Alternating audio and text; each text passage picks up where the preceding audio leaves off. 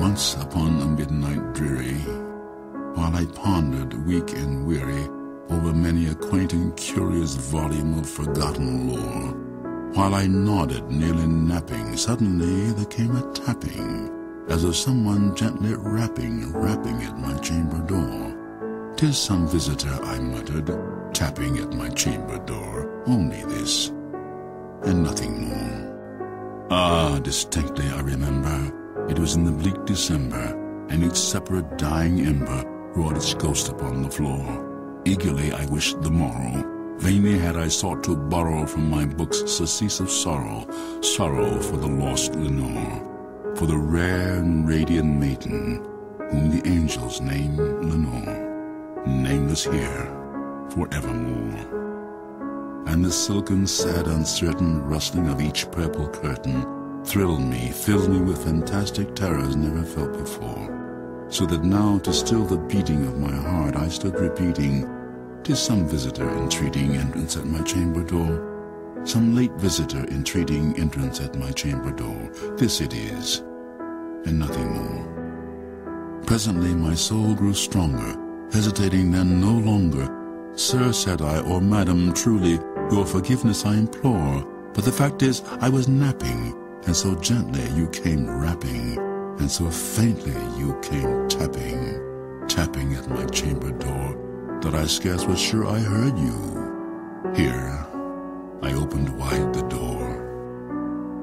Darkness there, and nothing more. Deep into this darkness peering, long I stood there wondering, fearing, doubting, dreaming dreams no mortal ever dared to dream before. But the silence was unbroken, and the stillness gave no token, and the only word there spoken was the whispered word, "Lenore?" This I whispered, and an echo murmured back the word, "Lenore." Merely this, and nothing more. Back into the chamber turning, all my soul within me burning, soon again I heard a tapping somewhat louder than before. "Surely," said I, "surely that is something at my window lattice. Let me see then what thereat is, and this mystery explore.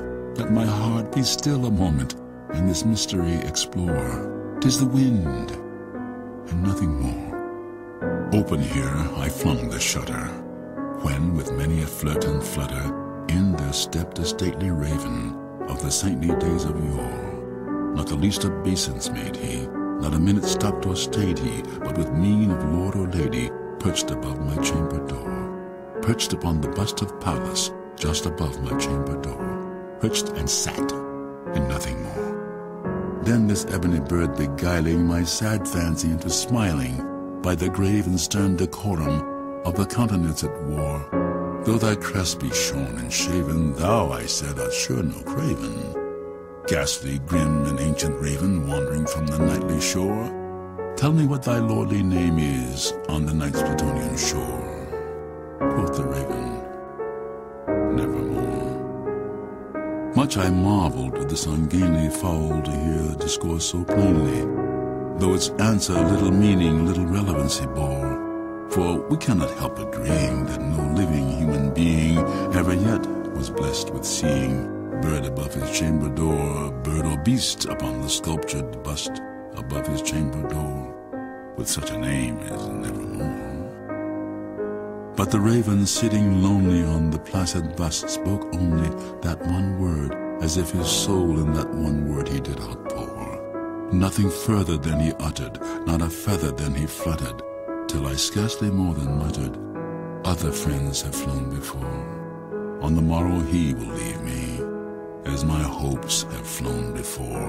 Then the bird said, "Nevermore." Startled by the stillness broken by reply so aptly spoken, "Doubtless," said I, "what it utters is its only stock and store, caught from some unhappy master, whom unmerciful disaster followed fast and followed faster, till his songs one burden bore, to the dirges of his hope that melancholy burden bore, of never, nevermore."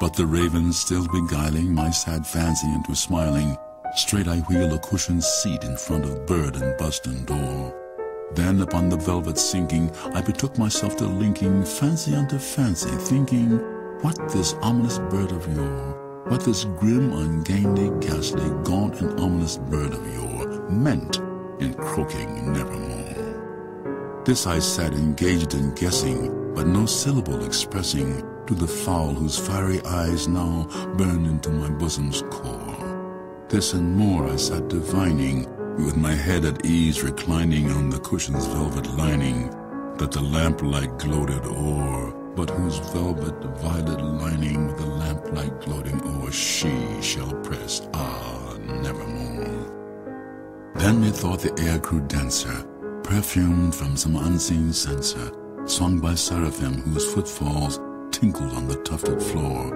Wretch, I cried, thy God hath lent thee, by these angels he hath sent thee, respite and nepenthe from thy memories of Lenore. Quaff, oh quaff this kind nepenthe, and forget this lost Lenore.